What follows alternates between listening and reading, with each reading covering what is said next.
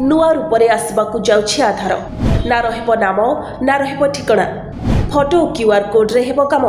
वर्तमान समय रे आधार बेस जरूरी डॉक्यूमेंट बिना आधार रे कोनोसी काम होई पारुनी। अनबटे एभली जरूरी डॉक्यूमेंट रो भूल उपयोग रो विपद मध्य रहउछि। आधार को आहुरी सुरक्षित करिबा पई सरकार पुणी थरे एथिरे परिवर्तन करिबाकू जाउछन्ती। Unique identification authority of India बा UIDAI लोकंको संपर्कित सूचनार दुरुपयोग रोकिबा पई ओ ऑफलाइन वेरिफिकेशन को हतोत्साहित करिबा पई कार्डधारी फोटो और क्यूआर कोड सहित आधार कार्ड जारी करिबाकू विचार करुछि। आधार उपरे आयोजित एक सम्मेलन में UIDAI रो मुख्य कार्यकारी अधिकारी भुवनेश कुमार कहछन्ति जे प्राधिकरण डिसेम्बर रे एक नुआ नियम आनिबा पई विचार करुछन्ति।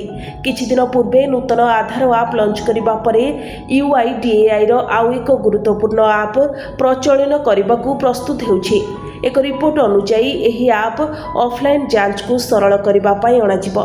एहा परे आधार व्यवहार संपूर्ण ऑनलाइन होइजिबो एवं काहाकू कोनोसी स्थान रे आधार रो भौतिक किंबा फोटोकॉपी व्यवहार करिबाकू पड़िबो नाही। रिपोर्ट अनुसार यह ऐप डिजियात्री ऐप परि काम करिबो, जहा केवल एक क्यूआर कोड स्कैन करी व्यवहारकारी जांच को अनुमति देबो। फोटोकॉपी व्यवहार को दूर करिबा पई UIDAI यह ऐप आनिबाकू जाउछि। से कहछन्ति जे एही ऐप वर्तमान परीक्षणाधीन अछि एवं खूब शीघ्र व्यवहार पाई उपलब्ध हेबो। एही ऐप सेठारे व्यवहार करा जिवो जेउठारे आधार जांच आवश्यक, जेपरिक होटेल रे। एही ऐप माध्यम रे उपयोगकर्ता आधार जांच सेमानकर क्यूआर कोड स्कैन करी समाप्त हेबो।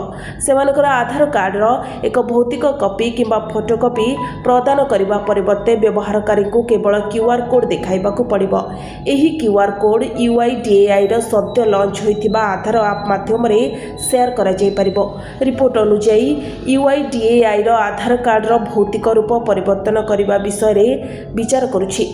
यह संभव जे भविष्य में आधार कार्ड रो भौतिक कॉपी रे केवल UIDAI रो कोड एवं धारकों फोटो रहिबो। यह आधार धारकों गोपनीयता बजाय रखिबो एवं कार्ड रे अनावश्यक सूचनार अपव्यवहार को रोकिबो।